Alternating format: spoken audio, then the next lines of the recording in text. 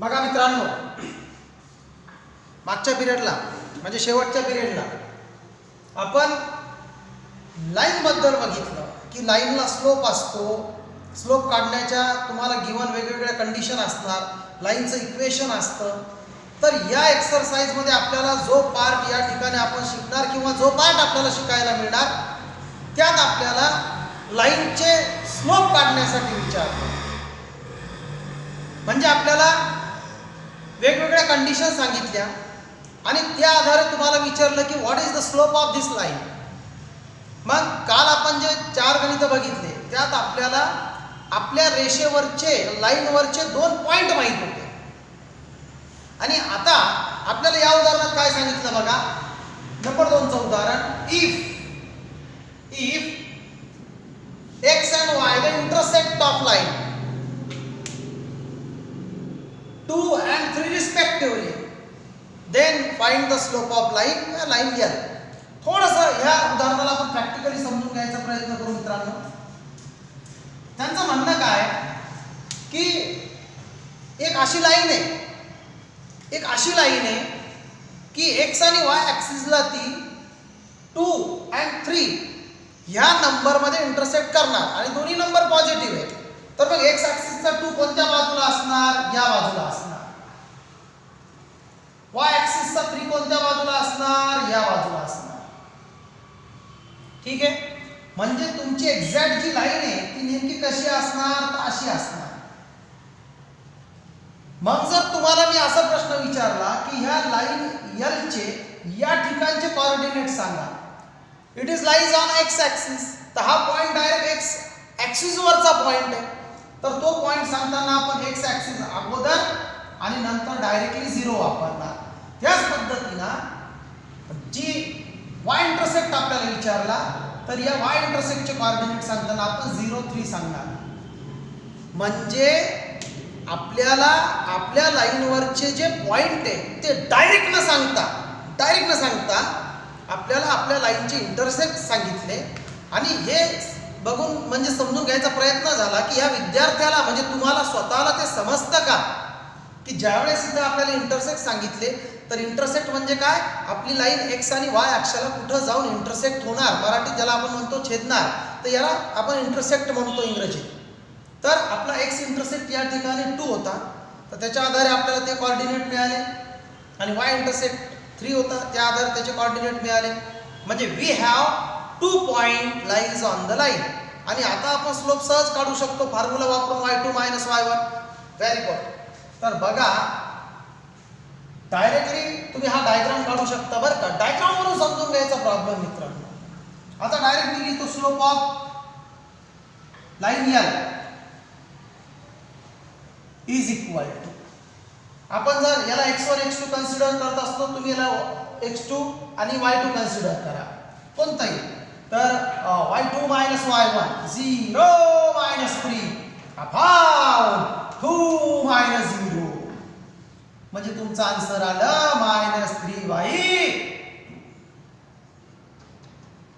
सोपा प्रश्न. बघा हा एक छोटा भाग होता मित्रांनो. बऱ्याच वेळेस जॉमेट्रिकल जो पार्ट असतो, म्हणजे आता मॅथमॅटिक्समध्ये 2 पार्ट रिलेटेड आहे. एक अर्थमॅटिक पार्ट, एक कॅल्क्युलस पार्ट आणि हा जॉमेट्रिकल पार्ट. तर जॉमेट्रिकल पार्टमध्ये एक शब्द माझा समजून घ्या. आपल्याला प्रश्न व्यवस्थित समजणं खूप महत्त्वाचं असतं. म्हणजे तुम्हाला या गणितात सरळ न सांगता की find the slope of line passing through the point 2 0 and 0 3, मुद्दामून त्या लाईनचे इंटरसेक्ट पॉइंट सांगितले. म्हणजे इथे इंटरसेक्ट म्हणजे काय ते माहीत असणं आवश्यक आहे.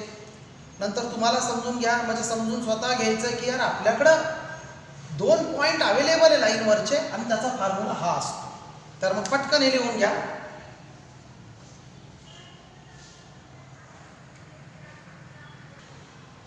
बघा पुढचा प्रॉब्लेम.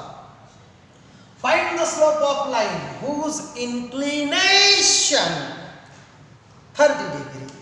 तर अगोदर समजून घ्या की हा इन्क्लिनेशन म्हणजे काय फंडा असतो. इन्क्लिनेशन शब्द कसा वाटायला? चांगला वाटायला. तर समजून घ्या, इन्क्लिनेशन हे एका कोणासाठी शब्द वापरला जातो मित्रांनो, जसं राईट अँगल म्हणजे मराठीत काटकोन वगैरे वगैरे, तसं इन्क्लिनेशन म्हणजे अँगल रिलेटेड विथ स्लोप. म्हणजे मी त्याची डेफिनेशन काय सांगितली होती, अ line making angle positive direction with the x axis it is called inclination. म्हणजे एखाद्या रेषेने एक्स ॲक्सिस बरोबर पॉझिटिव्ह डायरेक्शन मध्ये केलेला अँगल म्हणजे इन्क्लिनेशन असतो. म्हणजे इन्क्लिनेशन म्हणजे सरळ सरळ सांगतो तुम्हाला, स्लोप साठी आवश्यक असणारा अँगल. फॉर एक्झाम्पल जर ही लाईन आहे आणि एक 30 डिग्री इन्क्लिनेशन असणारी लाईन तुम्हाला इमॅजिन करायची की कशी असणार, तर ती अशी असणार. कुठेही काढू शकता, इथे काढू शकता, इथे काढू शकता, इथे काढू शकता, इथे काढू शकता, घरी तुम्ही कुठेही काढू शकता. पण एक्स ॲक्सिस बरोबरचा तिचा अँगल 30 डिग्रीच असला पाहिजे. आणि या 30 डिग्रीला या ठिकाणी शब्द वापरला जातो इन्क्लिनेशन. म्हणजे ज्यावेळेस इन्क्लिनेशन असा शब्द येतो ना, तर हा अँगल पॉझिटिव्ह डायरेक्शन मध्ये तयार झाला का निगेटिव्ह डायरेक्शन मध्ये तयार झाला याचा विचार करायची तुम्हाला गरज नसते. तर बघा, ज्यावेळेस आपल्याला एखाद्या लाईनचा स्लोप काढायचा आणि तिचा एक्स ॲक्सिस बरोबरचा अँगल माहित असला, तर मग त्या सिच्युएशनला स्लोप साठी फॉर्म्युला काय, m is equal to tan theta, m is equal to tan theta, m is equal to tan theta. मैं कोई गाना नहीं बोल रहा, ये फार्मूला बोल रहा, फार्मूला. बघा, find the slope of line whose inclination 30 degree. तो हियर येथे inclination is equal to 30 degree. So therefore m is equal to, yeah, slope of line is equal to tan theta. म्हणजे tan 30 आणि tan 30 जर आठवत नसला तर आठवा आपला 10वीला झाला 1/√3. म्हणजे असं आहे मित्रांनो की आपण जे टॅनचं रिलेटेड अँगल रेशो या ठिकाणी सांगतो, तोच या लाईनचा स्लोप असतो. हा प्रूफ तुम्हाला मागच्या सिलेबसला होता, पण सिलेबस चेंज झाल्यानंतर बऱ्याच गोष्टीत बदल होत असतो. आता हे फक्त मेमोराईज असू द्या की जर एखाद्या लाईनचा एक्स ॲक्सिस बरोबर पॉझिटिव्ह डायरेक्शनमध्ये होणारा अँगल जर तुम्हाला माहीत असला, तर directly using this form we get slope. बघा, पुढच्या प्रश्नात सुद्धा असं सांगितलं, हे लिहून घ्यायला मी नंतर वेळ देतो. बरं, एक काम करा, आत्ताच थोडंसं पॉज करून ते तुम्ही लिहून घ्या. केलं का पॉज? हां, बघा आता पुढचा प्रॉब्लेम. पुढच्या प्रश्नात आपल्याला असं सांगितलं मित्रांनो की find the slope of line inclination π/4. मग ज्यावेळेस विद्यार्थी 10वीतून 11वीला येतो त्यावेळेस सुरुवातीला ह्या अशा ज्या छोट्या मोठ्या गोष्टी आहेत ते सुद्धा त्या विद्यार्थ्याला अडचणीत आणू शकते. अरे π/4 म्हणजे याचा अर्थ काय? तर हे टॉपिक आपलं झालं नाही मित्रांनो अजून, तरी सुद्धा त्याचा डायरेक्ट अर्थ सांगण्याचा मी प्रयत्न करतो की हे रेडियनमध्ये सांगितलेलं स्टाईल आहे. ज्या वेळेस आपण पाय हा शब्द वापरतो त्यावेळेस त्याची व्हॅल्यू ही 180 डिग्री असणार. Divide by 4 is equal to 45 degree. म्हणजे π/4 हा प्रत्यक्षात 45 डिग्रीचा अँगल असतो. म्हणजे 45 डिग्रीच्या अँगललाच आपण π/4 म्हणतो. आता काही काही टोपण नावं असते मित्रांनो, घरी नाव वेगळं असतं, बाहेर त्याला आपण पिंट्या म्हणून हाक मारतो. तर पिंट्या तेच असतं, ओरिजिनल नाव सुद्धा तेच असतं. तर हा पिंट्या म्हणजे हा ओरिजिनलमध्ये π/4 is denoted by actual 45 degree. पण आतापर्यंत आपल्याला हे असे अँगल बघायची सवय होती. घाबरू नका, ह्या पार्टशी रिलेटेड पूर्ण एक टॉपिक आपण शिकणार आहे. आता फक्त एक गरज भासली म्हणून ते तुम्हाला मी बोललो. म्हणजे याचा अर्थ तुमच्या लाईनचं जे इन्क्लिनेशन होतं here, inclination is equal to π/4. तुम्ही असं सुद्धा लिहू शकता डायरेक्टली 45 डिग्री. म्हणजे slope of given line m is equal to tan theta म्हणजेच m is equal to tan 45 degree, m is equal to 1. तर लिहून घ्या. यानंतर आपण बघू पुढचं उदाहरण. बघा मित्रांनो, पुढचा प्रॉब्लेम जबरदस्त असा प्रॉब्लेम बघा. प्रॉब्लेम नंबर 6 बघा. या अगोदरचा जो प्रॉब्लेम नंबर 5 आहे आपण ड्रॉप करून डायरेक्ट 6 घेतला. त्याचं कारण आहे मित्रांनो, त्यात आपली लाईन 135 डिग्री इतका अँगल बनवणारी लाईन आहे आणि ते आपला अजून जे क्वाड्रंट रूल हा पार्ट आहे ट्रिगोनोमेट्रिकचा तो झाला नाही. त्यात आपल्याला समजतं की 135 डिग्रीचा अँगलचा सुद्धा आपण रेशो काढू शकतो. मग त्यात काही फॉर्म्युले आहे की first quadrant, all positive, second quadrant etcetera. तर त्यावेळेस तुम्हाला 135 डिग्री माहीत असताना सुद्धा त्याचा स्लोप काढता येईल. चला ठीक आहे. बघा पुढचा problem. Without using Pythagoras theorem, मी डायरेक्टली पीटी लिहिलं. Show that the point A B and C are the vertices of right angle triangle. म्हणजे आपल्याला हे जे पॉइंट्स आहे हे राईट अँगल ट्रायंगलचे पॉइंट्स आहे आणि हे जर जोडले तर राईट अँगल ट्रायंगल बनतो. म्हणजे मराठीतून काटकोन त्रिकोण हे प्रूफ करायचं. आता विदाउट युजिंग पायथागोरस हा शब्द वापरला मित्रांनो, म्हणजे तुम्ही त्याचं लेंथ काढून आणि पायथागोरसचं जे थेरम होतं की हायपोटेनसचा स्क्वेअर कर्णाचा वर्ग is the sum of square remaining two side, ही उरलेल्या दोन बाजूच्या वर्गाची बेरीज असते, ते तर वापरू शकत नाही या ठिकाणी. मग ज्या अर्थी तुम्हाला विदाउट युजिंग हा शब्द वापरला त्या अर्थी की आपल्याला इथं जे चालू आहे त्याच भागाचा वापर करून हे सोडवा असा असतो. म्हणजे या ठिकाणी आपला पार्ट कशाशी रिलेटेड आहे? स्लोप. म्हणजे स्लोपचा वापर करून तुम्ही हे ठरवा. तर बघा, स्लोपचा वापर करून राईट अँगल ठरवण्यासाठी आपल्याला काय लागणार आहे? अगोदर तर या ट्रायंगलच्या तिन्ही साईडचा स्लोप ठरवा. आणि जर खरंच या राईट अँगल ट्रायंगलच्या साईड असतील तर कोणत्या तरी दोन साईडचा जो स्लोप आहे का मित्रांनो त्याचा प्रोडक्ट -1 आला पाहिजे. कारण काल जे मी सांगितलं की if two lines are perpendicular then the product of slope is -1 and if the lines are parallel then slopes are equal. तर अगोदर हे तिन्ही स्लोप ठरवा तुम्ही. तर मी हा ए पॉइंट या ठिकाणी लिहितो 4 B 3,5 आणि C -1 स्लोप ऑफ AB.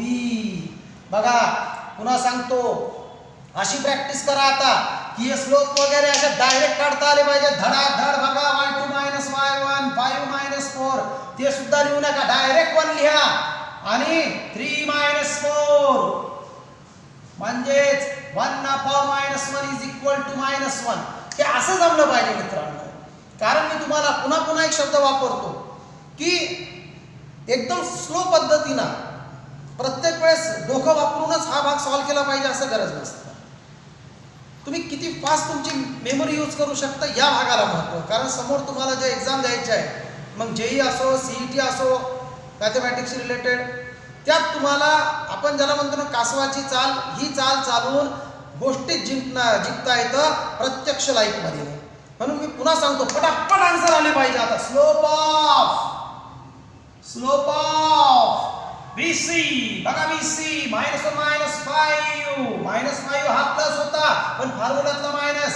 -1 -3 -6 -4 बेत्रिक 6 बेदुनी 4 3/2. आता slope of AC. Slope of AC A आणि C चे कोऑर्डिनेट घ्या. -1 -4 व्हेरी गुड. -1 -4 -5/-5 +1. बघा मित्रांनो, हा slope of AB -1, slope of BC slope of AC +1 म्हणजे slope of AB into slope of AC चा product कसा येतो तर -1 × 1 इज इक्वल टू -1. तर याच्यामुळे काय झालं, हा प्रोडक्ट -1 आला म्हणून काय झालं पुन्हा सांगतो, ज्या वेळेस दोन स्लोपचा प्रोडक्ट हा -1 असणार त्यावेळेस त्या दोन लाईन एक दुसरीला परपेंडिक्युलरच असणार. म्हणजे यावरून हे सिद्ध झालं की AB perpendicular on AC. So therefore it is right angle triangle. Therefore triangle ABC is a right angle. बघा मित्रांनो, या ठिकाणी दोन गोष्टी समजून घ्या की तुम्हाला स्लोपचा यूज करून लांबून यूज होता थोडा, नुसता स्लोप न काढता स्लोपचा उपयोग कशासाठी होतो हे सुद्धा दाखवणं होतं. की जर दोन लाईनचा स्लोप सेम असणार तर त्या लाईन पॅरलल आपण सांगू शकतो की these are the parallel. Why? Slopes are same या इक्वल. आणि या ठिकाणी आपण या लाईन परपेंडिक्युलरच असं सांगतो की या लाईन परपेंडिक्युलरच आहे. का? तर देअर प्रोडक्ट इज -1. म्हणजे हे समजून घ्या की ज्यावेळेस दोन लाईनच्या स्लोपचा product multiplication of two line is equal to -1, तो मस्ट बोललो मी, त्या लाईन या परपेंडिक्युलरच असणार. चला घ्या लिहून.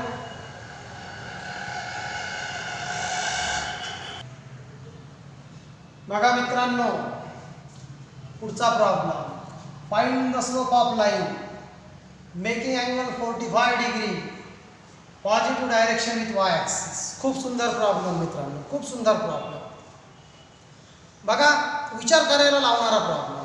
बऱ्याच वेळेस प्रॉब्लेम वाचल्यानंतर खूप सोपा वाटतो, पण नंतर आपल्याला समजतं अरे y ॲक्सिस तर आपल्याला स्लोपसाठी कामाचा नसतो आणि या लाईनचा अँगल तर y ॲक्सिसच्या पॉझिटिव्ह डायरेक्शनमध्ये 45 डिग्री आहे. करेक्ट? हाच या प्रॉब्लेमचा पॉईंट आहे मित्रांनो, हाच या प्रॉब्लेमचा पॉईंट. बघा प्रश्न कसा आहे, find the slope of line making angle 45 degree with y axis, positive direction with y axis. म्हणजे तुम्ही स्वतःला समजू द्या की तुम्हाला एक अशी लाईन या ठिकाणी सांगितली जी लाईन 45 डिग्रीचा अँगल ही y ॲक्सिसच्या पॉझिटिव्ह डायरेक्शनमध्ये तयार करणार आणि आपल्याला स्लोपसाठी x ॲक्सिसचं पॉझिटिव्ह डायरेक्शन लागत असतं. It is called inclination. म्हणजे आपल्याकडे या ठिकाणी इन्क्लिनेशन नाही. मी काय सांगितलं होतं, सौ सुनार की एक इन्क्लिनेशन की. म्हणजे इन्क्लिनेशन जर असलं तर पॉझिटिव्ह निगेटिव्ह डायरेक्शन हा शब्द वापरायची गरज नसते. Inclination means related angle directly slope, positive direction with x axis. तर मग आता तुम्हाला या ठिकाणी ही जी इन्फॉर्मेशन सांगितली की line making angle positive direction y axis, तर याच्या आधारे what is the angle it is making x axis हे तुम्हाला ठरवायचं आहे. समजलं मी काय बोललो? म्हणजे ही इन्फॉर्मेशन डायरेक्टली आपल्या कामाची नाही आहे, पण आपल्याला जे लागतं ते या इन्फॉर्मेशनच्या आधारे ठरवलं जातं.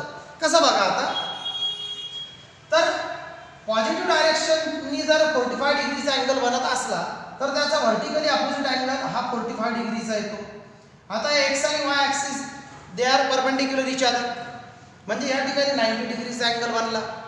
मग जर हा राईट अँगल ट्रायंगल जर आपण मानला तर ऑटोमॅटिकली या ठिकाणी आपल्याला हा अँगल 45 डिग्रीचा मिळतो. आता इथं सुद्धा एक अडचण मित्रांनो, आपल्या कामाचा अँगल हा 45 नाहीये, आपल्याला पॉझिटिव्ह डायरेक्शन लागतो. Positive direction, it is not positive direction, it is positive direction. म्हणजे जर हा अँगल तुम्हाला लागत असला तर अगोदर 180 मधून हा 45 लेस करा आणि हा अँगल आला 135 डिग्री. म्हणजे समजलं का मी काय बोललो ते? या प्रश्नात तुम्हाला डायरेक्टली सांगू शकत होते what is the slope of line making angle 135 degree with x axis या हॅव्हिंग इन्क्लिनेशन इज 135 डिग्री. पण तुमच्याकडून हे समजून घेतलं की या विद्यार्थ्याला तिथपर्यंत स्वतः जाता येतं का? अशा प्रश्नाकडे थोडं व्यवस्थित लक्ष द्या. बघा या ठिकाणी जरी आपल्याला आजच्या सिच्युएशनला 135चा रेशो काढता येत नसला तरी सुद्धा ते थोडंसं डायरेक्टली समजून घ्या, कारण यानंतर जसं मी बोललो की ट्रिगोनोमेट्रिक या टॉपिकमध्ये आपल्याला या सर्व गोष्टी व्यवस्थित समजतात. तर डायरेक्ट डायग्राम काढून इथं लिहा की हियर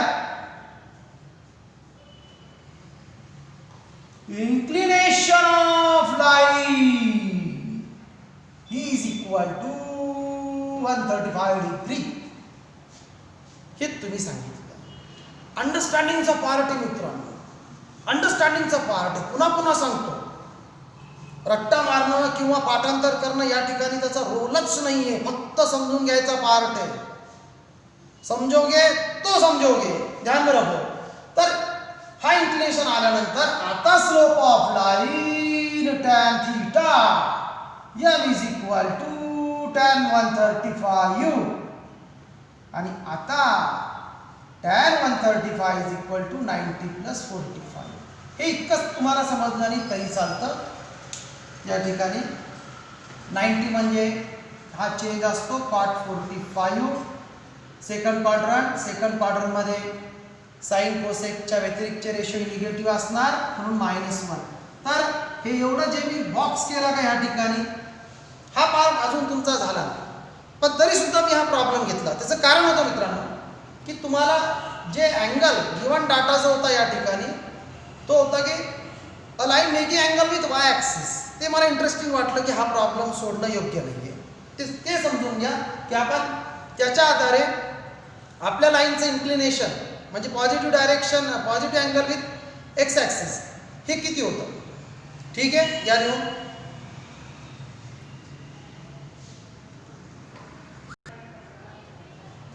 बघा मित्रांनो पुढचा problem. Find the value of k. The points P Q and R are collinear. बघा समजून घ्या या ठिकाणी एक्झॅक्टली काय झालं. आता जर एखादी ही लाईन आहे आणि हिचा एक स्लोप आहे मित्रांनो, लाईक 3/2 स्लोप आला, तर तुम्ही ह्या लाईनवरचे कोणतेही दोन पॉईंट घ्या आणि हा फॉर्म्युला वापरा y2 - y1 upon x2 - x1. तर ह्या लाईनवरचे कोणतेही पॉईंट तो स्लोप दाखवणार. म्हणजे मग या ठिकाणी हे 3 पॉईंट जर कोलिनियर असतील, कोणता p k - 1 q 2 1 and r 4 5, तर जो स्लोप PQ चा असणार ना तोच QR चा असणार, तोच PR चा असणार, कारण this point lies on same line. मग याच भागाचा वापर करून आपल्याला हे उदाहरण सॉल्व करायचं. आता नाव P Q and R are collinear points. हे आर कोलिनियर हे आपल्याला उदाहरणात सांगितलं म्हणून मी ब्रॅकेटमध्ये गिवन लिहिलं. तर देअरफॉर म्हणून काय झालं, slope of P Q equal to slope of Q R. Q R घ्या किंवा पी आर घ्या, मी क्यू आर घेतलं. आता स्लोप ऑफ पी क्यू जसं मी सुरुवातीलाच बोललो, आता फटाफट स्लोप सॉल्व करा. Slope of P Q y2 - y1